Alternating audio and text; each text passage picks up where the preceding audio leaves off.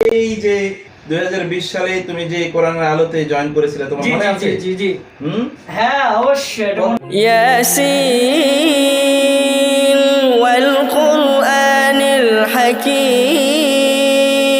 আসসালামু আলাইকুম দর্শক শ্রোতা, যে যেখান থেকে ভিডিওটি দেখতেছেন আশা করি সকলেই ভালো আছেন। দর্শক শ্রোতা, অনেকে আমাকে কমেন্ট করছেন যে হাফেজ আবু রায়হানের বর্তমানের অবস্থা কি, অর্থাৎ যে আবু রায়হান কিছুদিন আগে পাগল হয়েছেন এবং আবু রায়হান যখন পাগল হয় তখন কিন্তু আমি আমার চ্যানেলে ভিডিও আপলোড দিই। তো আবু রায়হানের বর্তমান অবস্থা আলহামদুলিল্লাহ অনেক সুস্থ হয়েছে আগে থেকে, এবং আবু রায়হানের কোরআন তেলাওয়াত শুনলে আপনি অবাক হয়ে যাবেন যে এত সুন্দর কোরআন তেলাওয়াত। তো দর্শক শ্রোতা, চলুন হাফেজ আবু রায়হানের কোরআন তেলাওয়াত সকলে শুনে আসি।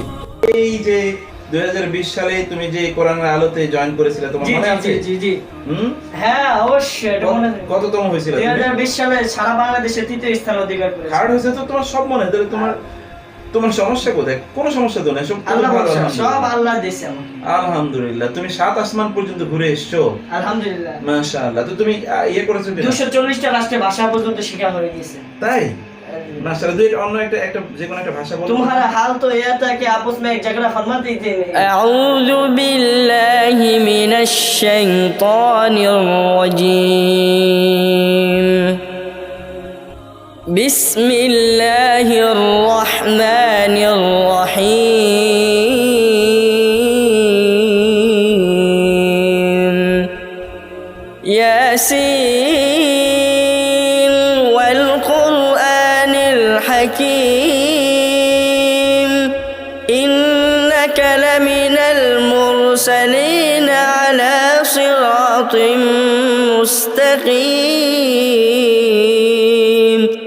তানজিলাল আজিজির রহিম। লিতুনযিরা কওমান মা উনযিরা আবাউহুম ফাহুম গাফিলুন। لقد حق القول على أكثرهم فهم لا يؤمنون. إنا جعلنا في أعناقهم أغلالا فهي إلى الأذقان فهم مقمحون. وجعلنا من بين أيديهم سدا ومن خلفهم سدا فأغشيناهم فهم لا يبصرون. وسواء عليهم أأنذرتهم أم لم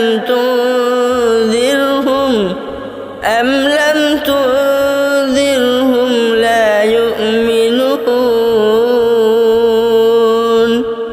إنما تنذر من اتبع الذكر وخشي الرحمن بالغيب فبشره بمغفرة وأجر كريم. إنا نحن نحيي الموتى ونكتب ما قدموا وآثارهم وكل شيء أحصيناه في إمام مبين. صدق الله العظيم.